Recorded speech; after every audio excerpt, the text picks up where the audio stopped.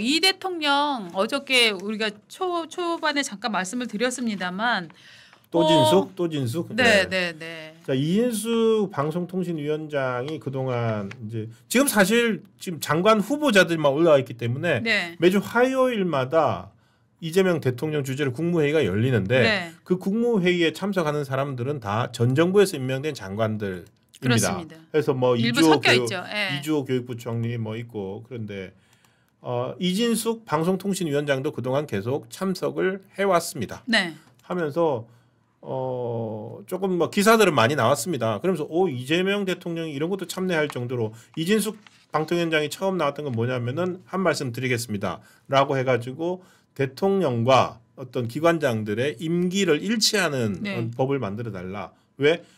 내가 지금 방통위원장인데 내가 물러날 이유 없다. 이런 간접적인 의사 표시였죠. 그러면서 국무회의 계속 참석을 해왔고 그리고 그 다음 국무회의 때는 뭘 요구했냐면은 지금 방송통신위원회가요 1명입니다. 네. 5명의 방송통신위원이 있어야지만 방송통신위원회가 제대로 돌아가는데 1명밖에 없습니다. 그래서 이진숙 위원장이 뭐라고 그랬냐면은 대통령이 임명해야 되는 자리 1명과 그리고 나머지 국회에서 임명해야 되는 3명의 방통위원 자리를 네. 빨리 임명 좀 하게 해달라. 대통령이 할 수 있는 1명이라도 해달라. 그 요구까지 했고요. 그 요구에 대해서 이재명 대통령이 그러면은 또 두 사람이서 의견이 맞으면 어떡합니까? 네. 1명은 윤석열 대통령이 임명했고 1명은 이재명 대통령이 임명했는데 그래서 이진숙 위원장이 뭐라 그랬냐면 잘해서 훌륭하게 한번 해보겠다. 네네. 이런 얘기까지 하면서 좀 화기애애한가? 이런 느낌이 들었었거든요. 그런데 지난 국무회의에서 무슨 일이 있었느냐. 그 전날 방송 3법이 통과가 됐습니다. 네. KBS 사장, MBC 사장, EBS 사장을 바꿀 수 있는 네. 그걸 바꾸겠다는 내용의 방송 3법이 통과가 됐고 그거에 대해서 자기 방송 관할이니까 그렇죠. 제가 한 말씀 좀 드리겠습니다. 네. 했더니 됐습니다. 그만하세요. 네. 라고 상당히 뭐라고 해야 돼요? 짜증난 듯이 네. 그거를 이제 경로했다라고 네. 나온 거죠. 표현이. 네.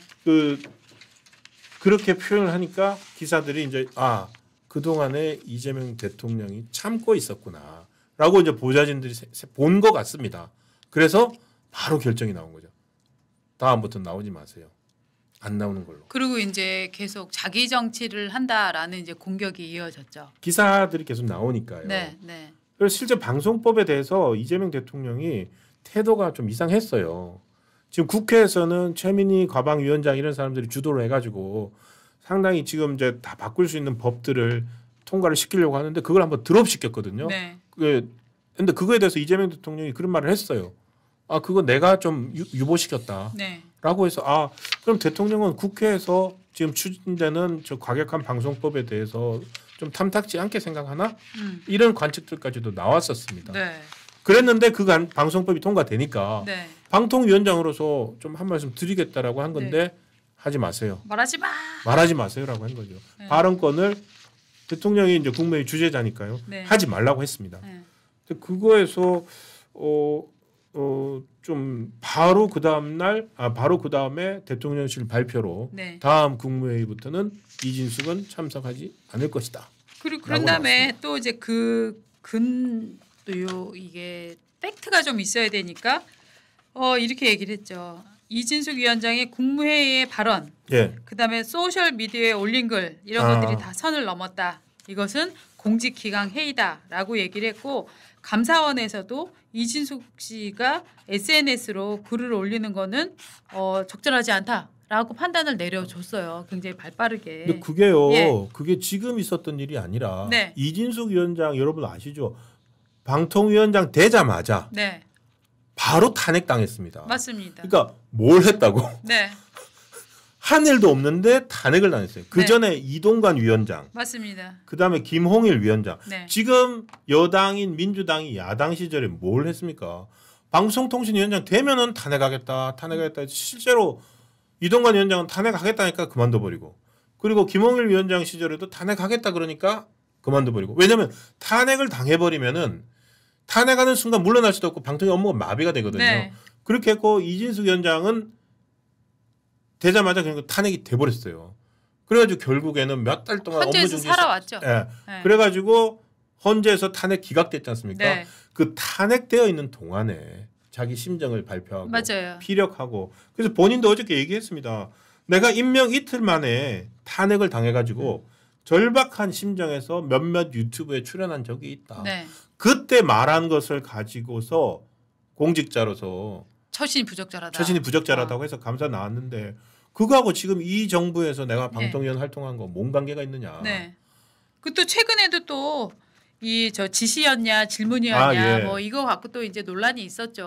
그러니까 대통령 측은 방송 3법에 대해서 의견을 내라고 했다라는 얘기고 이진숙 그 위원장은 아니 나는 지시받았다고 생각한다라고 이제 얘기를 한 건데 네. 문제는 뭐냐면 일단 이거의 기본 틀은 이진숙 꼴보기 싫어잖아요. 그렇죠. 이진숙 그러니까 꼴보기 싫은데 예. 문제는 뭐냐면 이럼에도 불구하고 법으로 이 방통위원장을 바로 자를 수가 없거든요.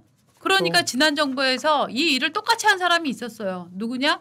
전현희 권익위원장. 그 전현희 권익위원장 임기 다 했잖아요. 네. 그 1인 시위도 임기 중에 자기 있으면서 1인 네. 시위까지도 많이 했었어요. 그 기억나시 사진 하나 보여드릴까요?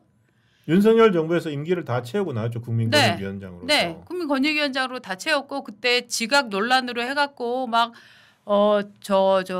이렇게 막 감사원에서 징계 네. 이걸로 해야 된다라고 하니까 제보자를 증인으로 둥갑시켰다. 감사원 조작 감사 사죄하라라고 하면서 이렇게 1인 시위도 했었어요.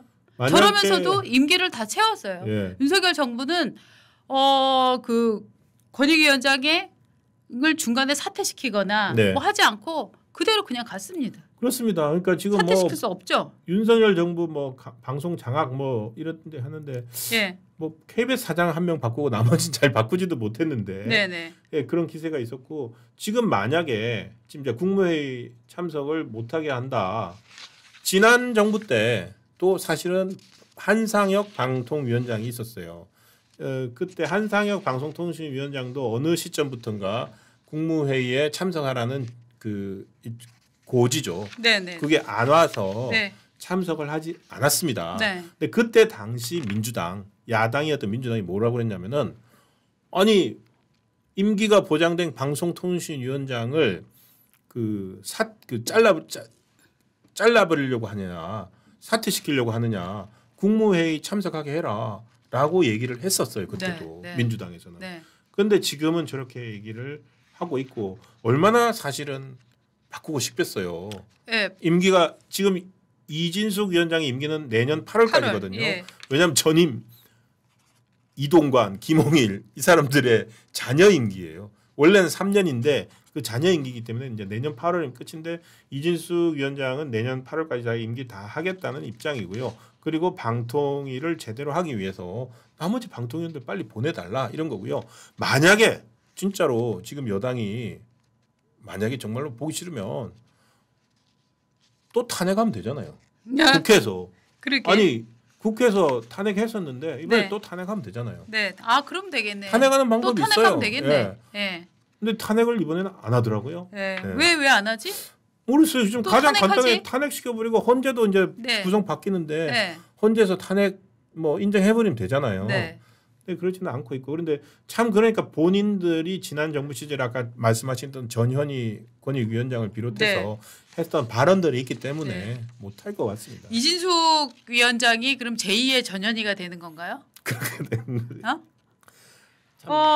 윤석열 대통령은 이 내란 혐의에 5가지 중대성이 있다라고 해갖고 뭐 증거 인멸하고 있고 뭐 그다음에 총 보여주라 그랬고 네. 뭐 그다음에 뭐 비화폰 인멸하려고 그랬고 네. 뭐 범죄 사실 5가지를 검찰에서 뭐 110장 PPT 예. 그러니까 이제 막 그 판사 앞에서 쫙 보여주면서 이 일에서 구속해야 된다, 이 일에서 구속해야 된다. 178쪽이랍니다.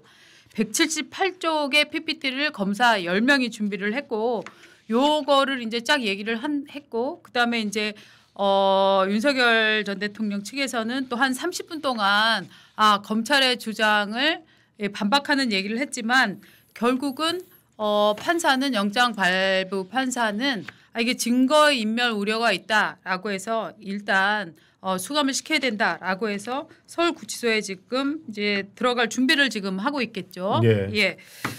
근데 이제 여기서 어저께도 저희가 말씀드렸습니다만 외환 혐의는 빠졌습니다. 그러면 앞으로 외환 혐의를 수사를 안 할 거냐? 그건 아니에요. 그렇죠. 그건 아니고 일단 이제 외환 수사가 본격적으로 시작이 된다 이렇게 봐야 되는데 요게 전형적인 윤석열 특검의 방식이었다. 윤석열 특검이라기보다는 정확히 말하면 박영수 특검이죠. 박영수 특검이고 2016년 박영수 특검이었고 윤석열 수사 과장이었고 그때 이제 한동훈 또 팀원도 있었고 뭐 이랬던 거죠. 예. 특수수사 방식이고 그리고 네. 특검 같은 경우에는 네. 어제도 말씀드렸지만 매일매일 브리핑을 하잖아요. 네, 네. 그러니까 어제 저희가 전해드렸습니다마는 그 평양 작년 10월에 네. 평양 상공에 나타났던 드론은 네. 그동안 윤석열 정부 출범 이후에 수차례 유린을 북한 무인기가 유린했던 서울 상공을 네. 그리고 또 오물풍선을 가지고서 네. 전 청와대 앞마당에까지 용산 그렇죠. 대통령실 앞마당에까지 떨어졌던 것들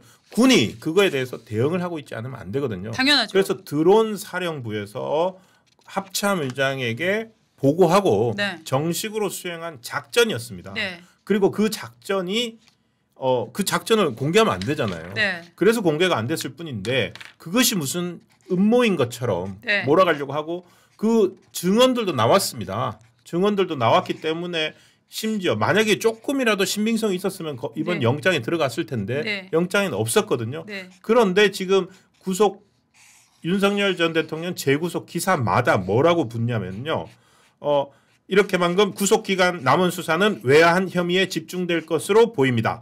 윤 전 대통령은 계엄 선포의 명분을 쌓기 위하여 북한 평양에 무인기를 침투시켜 북한을 도발하려 했다는 의혹을 받고 있습니다. 이게 제가 어제 찾아봤는데 기사들마다 다 들어가 있어요. 네. 그러니까 이게 특검의 그거죠. 방식이죠. 방식인 거죠. 네. 그러니까 이제 외환죄가 있는지 없는지 알아봐야 되겠다라고 네. 해서 이미 상당 부분 참 입증이 힘들 것이다 이렇게 네. 수사 전문가들 나오는데 그럼요. 사람들의 인식 속에는 계속 심어주는 거예요. 네. 마치 박근혜 전 대통령 뇌물 받았다 하는 것처럼. 근데 특검 수사 과정에서 이게 노리는 거 아닌가 싶은데요. 그러니까 어떻게 보면은 이게 인생의 업보라는 느낌도 업보다. 참 드는 게 그렇죠. 예. 윤석열 수사 팀장이 당시에 특검 수사 팀장이 했던 게 바로 이거였죠. 했던 방식을 그대로 그냥 언론에 계속 노출시키고 그러니까 브리핑으로 노출하고 뒤에 또 기자들한테 단독이라고 특종이라고 슬슬 흘려주고 네. 이랬던 것들을 또 조금 더 이제 기자들이 현장치 조금 더 좀 보태갖고 일종의 소문을 사실인 것처럼 불려가는 과정. 네. 그런데 최종으로 박영수 특검팀에서 올렸던 박근혜 대통령 관련 혐의 중에서 재판에서 몇 건이 인정이 됐냐 이런 거 탈탈 털어보면 정말 그러니까요. 얼마나 그 기소 과정이 정치적이었나 하는 게 느껴지는데 뭐 결국은 이 특검 지금 특검도 결국 거죠. 윤석열의 방식으로 윤석열을 치는 네. 이런 행태를 이제 보이고 있는 거죠. 네. 예, 그 아까 지금도 우리 구독자님이 지적을 해주셨는데 야 나온 지 4개월 동안 우리 CK님 아니 이미 4개월 동안 나와 있던 사람이 갑자기 증거 인멸 우려가 생기냐? 그러니까 그렇죠. 이런 게 이제 상식적인 이게 답이고 상식이죠. 증거인멸 이게 상식 우려. 맞습니다. 예. 그리고 예. 뭐 다른 공범자들에 대한 회유 네. 뭐 이랬던데 공범자들은 또 감옥이 있단 말이에요. 네, 맞습니다. 그렇기 때문에 결국은 특검에 돌입한다라고 하는 거는 거대한 정치의 회오리가 돌아간다. 네. 그래서 특검도 그 회오리의 핵의 중심에 서 있으면서 방향을 계속 만들어가고 결국은 국민 여론이 그래 아마도 윤석열 전 대통령이 구속돼야 된다라고 여론조사를 해보면 더 많이 나올 겁니다. 이거는 결국은 멈출 수 없는 정치적 행위다라는 느낌이 이제 듭니다. 예. 그래서 같습니다. 예. 그리고 좀 뭐 나는 고립무원이다. 네. 이렇게 최후 진술에서 나는 아무도 이제 나를 도와줄 사람 없고 혼자서 고립무원이다고 했지만 네. 통하지 않았다고 네. 했습니다. 근데 저는 정말 기사 중에 제일 기분 나빴던 기사가 뭔지 아십니까? 뭐죠? 이 윤석열 전 대통령 예. 관련해서 뭐 식단으로는 뭐 빵과 뭐였지? 있어요. 뭐가 식단에 나온다, 뭐. 예. 우리 여기 구독자님도 올려주셨는데 예. 바로 탑에 조선도 뭐 바로 탑에 식단 올려놓더구만. 네. 맞습니다. 저는 이게 어떻게 보면은 뭐랄까요? 이 피해자에 대한 일종의 교묘한 명예 흠집내기다라고 생각을 해요. 워낙에 윤석열 대통령이 이제 친근한 이미지 뭐 이런 걸로 이제 김치찌개 뭐 끓여주고 막 이런 거 있었잖아요. 네. 그런데 네. 이제 좌파가 어떻게 했습니까? 윤석열은 무능한데 먹기만 한다. 막 이런 이미지를 씌웠잖아요. 그렇죠. 그렇기 때문에 이렇게 식단 같은 것도 뭐 기자들이 이제 뭐 디테일한 기사들을 많이 쓰기 위해서 이런 기사를 지금은 이제 잘 안 보입니다. 저희 조선학감에서는. 근데 하기 위해서 이제 기자들이 다양한 기사를 올리기는 하지만 뭐 감자랑 뭐 먹었다 막 이런 거 올려놓으면은 또 먹는 거랑 연결을 시켜버리는. 그러면은 이제 네. 뉴스를 보는 사람은 야, 이 사람은 지금 이 와중에도 지금 먹는 거 챙겨? 본인이 챙긴 게 아니잖아요. 네. 그런데 뉴스가 같이 배치가 되면 일종의 몽타주 효과가 생겨갖고 윤석열 감자 뭐 식단 막 이런 식으로 이미지가 형성이 이미지가 형성이 되잖아요. 영화 용어인데. 네, 하여튼 그렇습니다. 그러니까 우리 독자님들도 지적을 해주시네요. 네. 네, 알겠습니다. 저희 또 지적을 또 겸허히 받아들이고 맞습니다. 또 저희는 그렇게 하지 않도록 저도 하겠습니다. 이런 정말 선정적인 이런 태도들 있지 않습니까? 네. 명예를 교묘히 어떻게 좀 폄하하려는 그런 거는 좀 우리는 그냥 정론으로 들이박아야 되겠다 하는 생각을 다짐을 가져봅니다. 예.